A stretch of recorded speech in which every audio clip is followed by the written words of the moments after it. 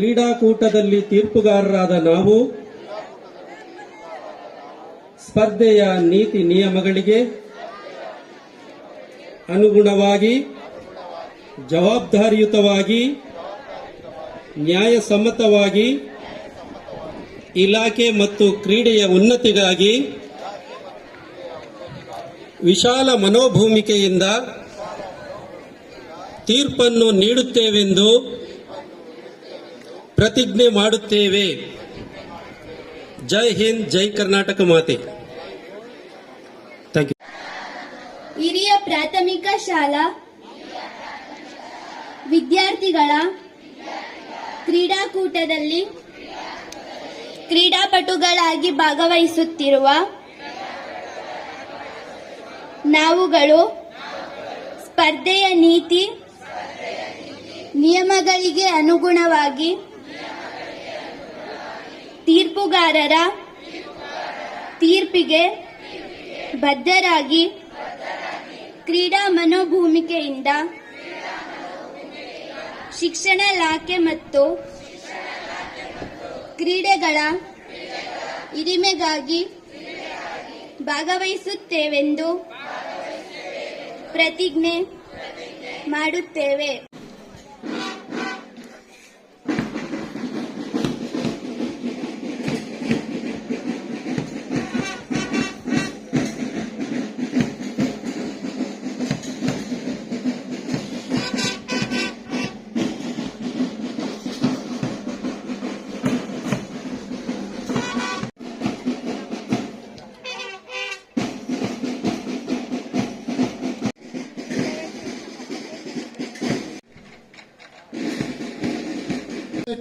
ಪ್ರದರ್ಶನವನ್ನ ನೀಡಲಿಕ್ಕೆ ಸಿದ್ಧರಾಗಿರ್ತಕ್ಕಂಥ ಲಹರಿ ನಂತರ ತನ್ನ ಸ್ವಸ್ಥಾನಕ್ಕೆ ಹೋಗ್ತಾ ಇರತಕ್ಕಂಥ ದೃಶ್ಯ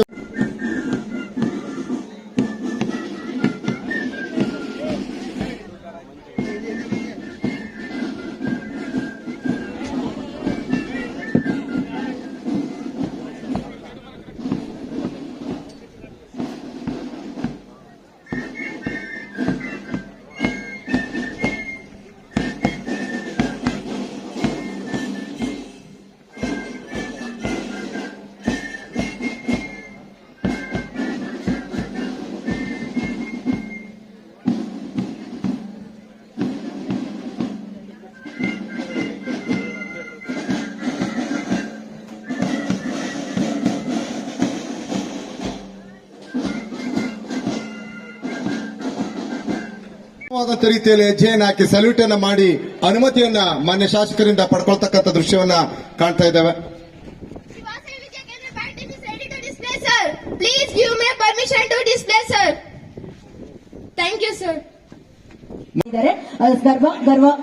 ಗೌರವಾನ್ವಿತರಿಗೆ ತಾಲೂಕು ಕ್ರೀಡಾಕೂಟದ ಪರವಾಗಿ ಹೃತ್ಪೂರ್ವಕವಾದಂತಹ ಸ್ವಾಗತವನ್ನ ಬಯಸ್ತಾ ಇದ್ದೇನೆ.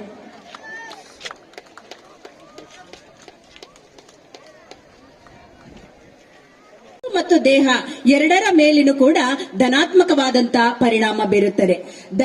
ದೈಹಿಕ ಪರಿಶ್ರಮದಿಂದ ನಮ್ಯತೆ ಹೆಚ್ಚಾಗುತ್ತದೆ. ಕ್ರೀಡೆಯು ಆತ್ಮವಿಶ್ವಾಸ, ಸಂವಹನ ಕೌಶಲ್ಯ, ಆರೋಗ್ಯ ಜೀವನ, ಹಾಗೆ ಕ್ರೀಡೆಯಲ್ಲಿ ಸಮಯ ಪಾಲನೆ, ಶಿಸ್ತು, ಅರ್ಪಣಾ ಮನೋಭಾವ, ತಾಳ್ಮೆ, ಹಾಗೆ ತಂಡದ ಕೆಲಸ, ಮೌಲ್ಯಗಳನ್ನ ಕಲಿಸುವಂತಹದ್ದು. ಇದೆಲ್ಲವೂ ಕ್ರೀಡೆಯಿಂದ ನಮಗೆ ಸಿಗುವಂತಹದ್ದು.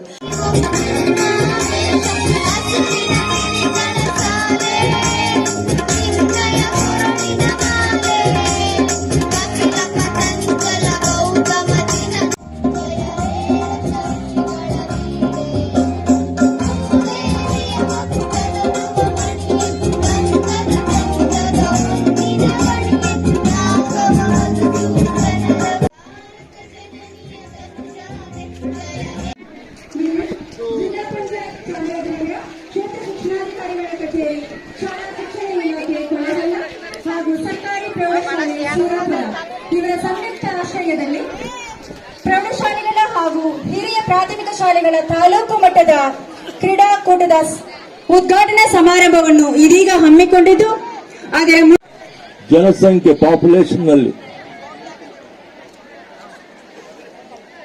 ಇಷ್ಟೊಂದು ಜನಸಂಖ್ಯೆ ಉಳ್ಳಂತ ನಮ್ಮ ದೇಶದಲ್ಲಿ ಈ ನ್ಯಾಷನಲ್ ಇವೆಂಟ್ಸ್ ಇರ್ಬೋದು, ಏಷ್ಯನ್ ಇವೆಂಟ್ಸ್ ಇರ್ಬೋದು, ಅಥವಾ ಒಲಿಂಪಿಕ್ ಇವೆಂಟ್ಸ್ ಇರ್ಬೋದು, ನಮ್ಮ ಇರುವಂತಹ ಜನಸಂಖ್ಯೆಯನ್ನ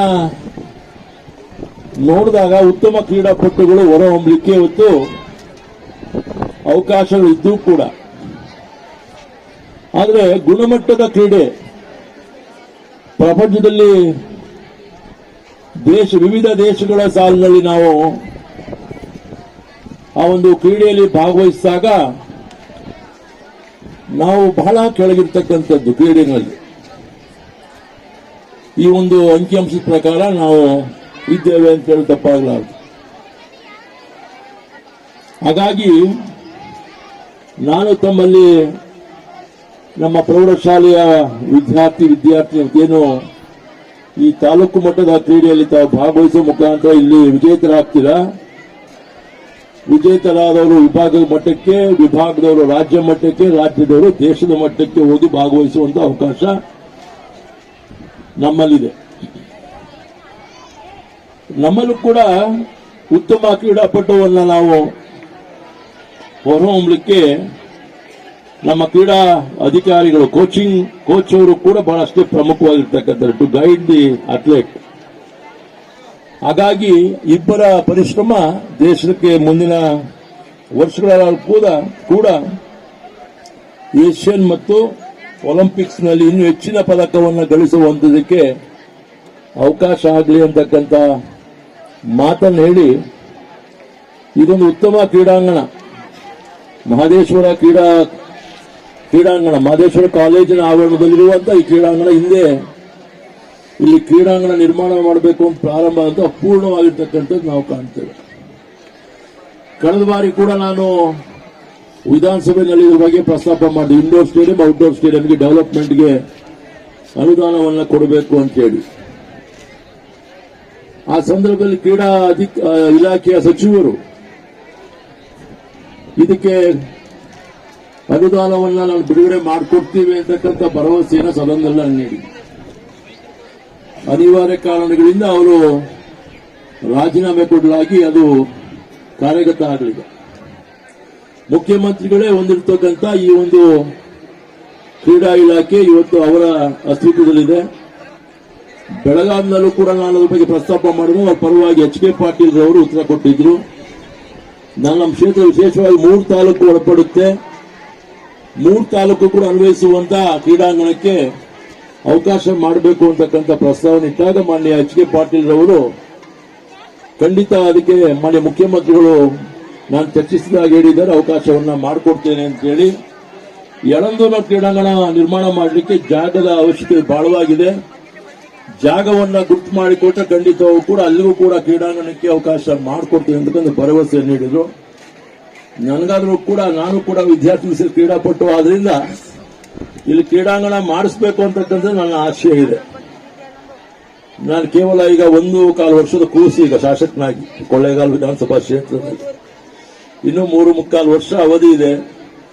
ಈ ಅವಧಿ ಒಳಗಡೆ ಖಂಡಿತವಾಗೂ ಕೂಡ ನಮ್ಮ ಈ ಕ್ರೀಡಾಂಗಣ ಅಭಿವೃದ್ಧಿಗೆ, ಒಳಾಂಗಣ ಮತ್ತು ಹೊರಾಂಗಣ ಕ್ರೀಡಾಂಗಣಕ್ಕೆ ಇವತ್ತು ಖಂಡಿತ ನಾನು ಅವಕಾಶವನ್ನು ಕಲ್ಪಿಸಿಕೊಡ್ತೇನೆ. ಇಲ್ಲಿಯ ಮಕ್ಕಳ ಕ್ರೀಡಾ ಚಟುವಟಿಕೆಗೆ ಇದರಿಂದ ಪ್ರಯೋಜನ ಆಗಲಿ ಅಂತ ಹೇಳಿ ನಾನು ಶುಭಾಶಯಗಳನ್ನು ಕೋರ್ತಾ, ಕ್ರೀಡಾಕೂಟಕ್ಕೆ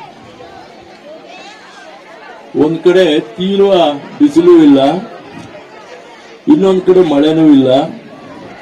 ಎಂ.ಆರ್. ಮಂಜುನಾಥ್ ಅವರು ಎದ್ದು ನಿಂತಾಗ ವರುಣನ ಆಶೀರ್ವಾದ ಆಯಿತು. ಹಾಗೆ ನಿಮ್ಮ ಎಲ್ಲ ಕ್ರೀಡಾ ಈವೆಂಟ್ಸ್ಗೆ ಸುಸೂತ್ರವಾಗಿ ಕ್ರೀಡಾ ಚಟುವಟಿಕೆಗಳಿಗೆ ಇವತ್ತು ಸುಗಮವಾಗಿ ಒಂದು ವಾತಾವರಣ ನಿರ್ಮಾಣ ಆಗಿದೆ ಅಂತ ಹೇಳಿ ನಾನು ಭಾವಿಸ್ಕೊಂಡಿದ್ದೆ. ನಮ್ಮ ವೇದಿಕೆಯ ಅಕ್ಕಪಕ್ಕ ನಮ್ಮ ದೇಶದ ಕ್ರೀಡಾಪಟುಗಳು ಏನು ಒಲಿಂಪಿಕ್ಸ್ ಕ್ರೀಡೆಯಲ್ಲಿ ಭಾಗವಹಿಸಿದ್ರು, ಆ ಕ್ರೀಡಾಪಟುಗಳ ಭಾವಚಿತ್ರವನ್ನ ಇಲ್ಲಿ ಅವರು ಪ್ರದರ್ಶನ ಮಾಡಿದ್ದಾರೆ. ಅವರಲ್ಲಿ ನಮ್ಮ ದೇಶಕ್ಕೆ ಒಂದು ಗೌರವ ತಂದುಕೊಟ್ಟಂತ Neeraj Chopra track athletic event ನ ಕ್ರೀಡಾಪಟು, Swapnil Kusale professional shooter, Manu Bhaker professional shooter, Sarabjot Singh Olympic athlete, Aman Sehrawat professional wrestler ಹಾಗೂ ವಿನೇಶ್ ಫೋಗಟ್ ಮತ್ತೊಬ್ಬರು ಪ್ರೊಫೆಷನಲ್ ರೆಸ್ಲರ್. ಕಳೆದ ಬಾರಿ 2021ರ ಒಲಿಂಪಿಕ್ಸ್ ನಲ್ಲಿ ನಮ್ಮ ದೇಶದ ಕ್ರೀಡಾಪಟುಗಳು 1 ಚಿನ್ನವನ್ನ ಗೆದ್ದಿದ್ರು, 2 ಬೆಳ್ಳಿ ಪದಕವನ್ನ ಗೆದ್ದಿದ್ರು, 4 ಬ್ರಾನ್ಸ್ ಪದಕವನ್ನ ಗೆದ್ದಿದ್ರು. ಈ ಬಾರಿ 2024ರಲ್ಲಿ ಇವತ್ತು ಸಿಲ್ವರ್ 1 ಪದಕ ಮತ್ತು ಬ್ರಾನ್ಸ್ 5 ಪದಕ ಗೆಲ್ಲೋ ಮುಖಾಂತರ ದೇಶಕ್ಕೆ ಗೌರವವನ್ನು ತಂದುಕೊಟ್ಟಿದ್ದಾರೆ ಅಂತ ಹೇಳಿ ನಾನು ಭಾವಿಸಿಕೊಂಡಿದ್ದೇನೆ. ಈಗ ತಾನೇ ನಮ್ಮ MR ಮಂಜುನಾಥ್ರವರು ನಮ್ಮ ಈ ಒಂದು ಭಾಗದ ಯುವ ಕ್ರೀಡಾಪಟು ನಾಯಕ್ ಅಭಿಜಿತ್ ನಾಯಕ್ ಡಿಸ್ಕಸ್ ಥ್ರೋ ರಾಜ್ಯದಲ್ಲೇ ಗೋಲ್ಡ್ ಅನ್ನ ಪಡೆದಂತ ಒಬ್ಬ ಕ್ರೀಡಾಪಟು, ನಿಜಕ್ಕೂ ನಮ್ಮ ತಾಲೂಕಿಗೆ ಹೆಮ್ಮೆಯನ್ನು ತಂದುಕೊಟ್ಟಂತ, ಗೌರವ ತಂದುಕೊಟ್ಟಂತ ಆ ಕ್ರೀಡಾಪಟುಗೆ ನಮ್ಮ ತಾಲೂಕಿನ ಪರವಾಗಿ ನಾನು ಶುಭಾಶಯಗಳನ್ನ ಕೋರ್ಲಿಕ್ಕೆ ಬಯಸ್ತೇನೆ. ಮಾನ್ಯ ಬಂಧುಗಳೇ,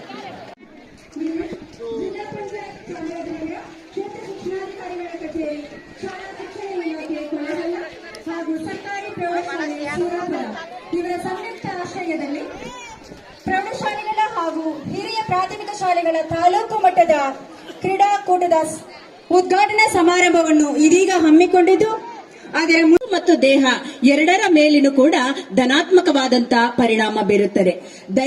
ದೈಹಿಕ ಪರಿಶ್ರಮದಿಂದ ನಮ್ಯತೆ ಹೆಚ್ಚಾಗುತ್ತದೆ. ಕ್ರೀಡೆಯು ಆತ್ಮವಿಶ್ವಾಸ, ಸಂವಹನ ಕೌಶಲ್ಯ, ಆರೋಗ್ಯ ಜೀವನ, ಹಾಗೆ ಕ್ರೀಡೆಯಲ್ಲಿ ಸಮಯ ಪಾಲನೆ, ಶಿಸ್ತು, ಅರ್ಪಣಾ ಮನೋಭಾವ, ತಾಳ್ಮೆ, ಹಾಗೆ ತಂಡದ ಕೆಲಸ, ಮೌಲ್ಯಗಳನ್ನ ಕಲಿಸುವಂತಹದ್ದು ಇದೆಲ್ಲವೂ ಕ್ರೀಡೆಯಿಂದ ನಮಗೆ ಸಿಗುವಂತಹದ್ದು.